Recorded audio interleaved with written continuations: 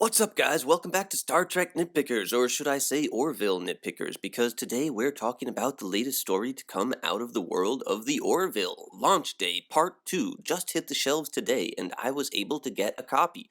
Check it out. This is the conclusion to the third story to come out of the Orville comic books. They're all written by David A. Goodman, a writer and producer for the show.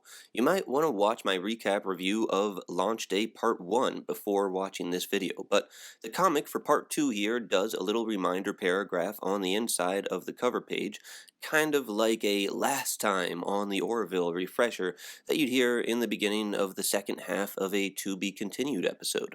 Here's what it says. Previously on the Orville, upon detecting a moon-sized construct in the Alabar system, the Krill send a fleet to destroy it, but Ed intervenes, convincing them to delay while his crew investigates. On the planet, Ed and Kelly discover tomorrow is Launch Day, a day which purports to solve this xenophobic society's ills. While in space, John and Gordon find the object looks a lot like a giant weapon.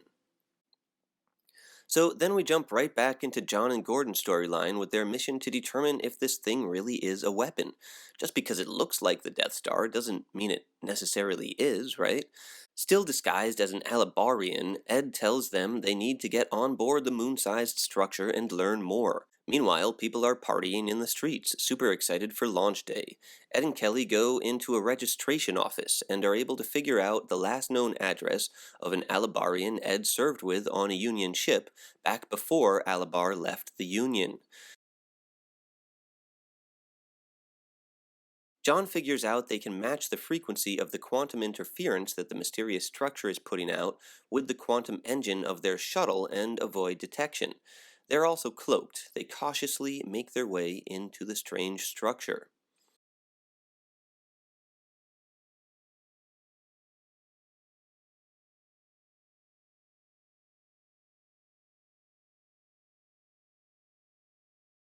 Back on Alabar, Ed and Kelly meet the mother of the Alabarian Ed served with.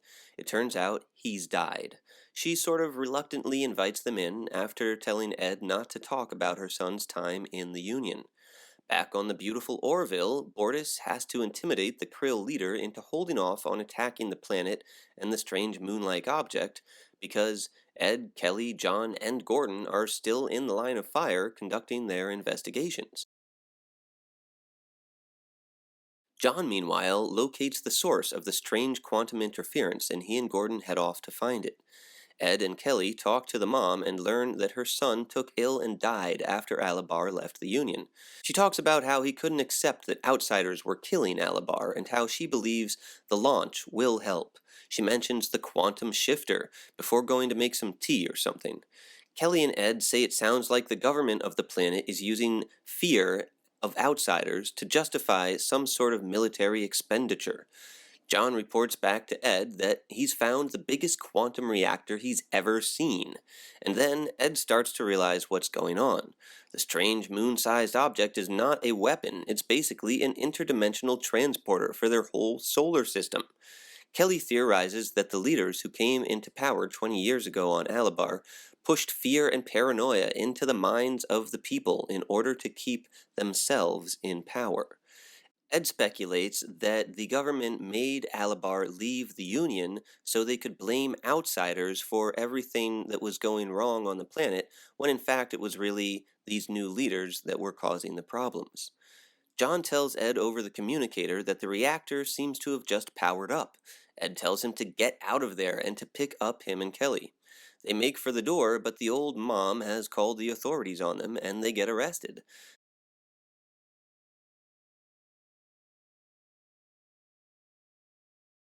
The Krill notice that the reactor has just powered up, and they tell Bortus they're moving in, and Bortus decides to stand with them. Then we see the leader of the Alabarians saying over a giant public screen that they'll soon be in their own universe. Ed and Kelly are able to scare their interrogator by telling him they sabotaged the giant quantum reactor.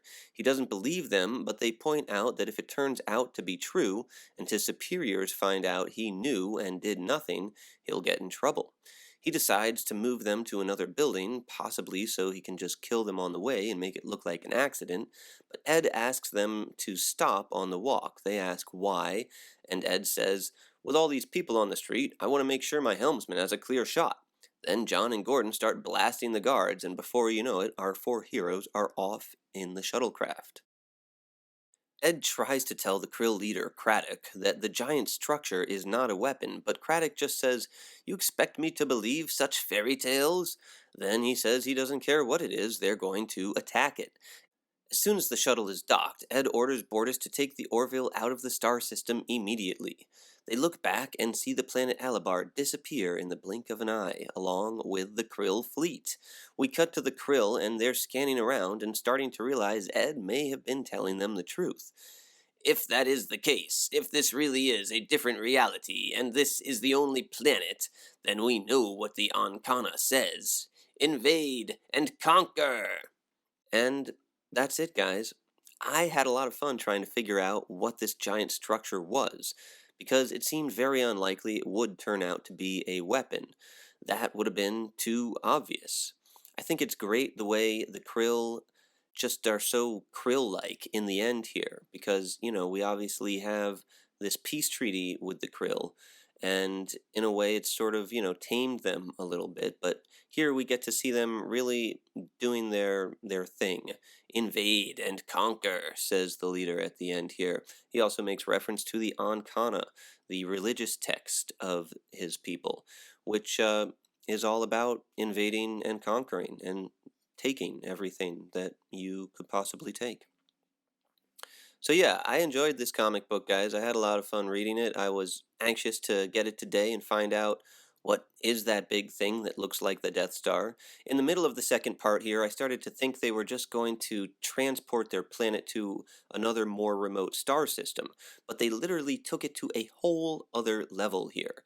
They're going to a different reality, another universe. They can't even be in the same universe with humans and Krill and people of the Orville universe. Anyways, guys, as always in these Orville comics, the characters feel very much like they do on the show, which is great. I've been reading some of the very first Star Trek comics from the 1970s, and Kirk really just looks nothing like Kirk from the show, and he just feels more like a stock hero. But everybody looks like they do on the show with these comics from the Orville. Pretty much every frame in these comics looks like it could be a scene in the actual show. The style is the same. Hats off to David Cabeza, the artist on all of these awesome Orville comics. I think you can pull a lot from this in terms of morality, this story, but at the same time, it's leaving a lot up to you as an audience member. Kelly theorizes that they won't find the peace they think they'll find just by jumping to another reality where they don't have neighbors, but for all we know, they fight off the krill and live happily ever after. If we ever hear from this other reality again, though, I would bet it would be a story about the krill from that reality becoming a new enemy planet of the Unions.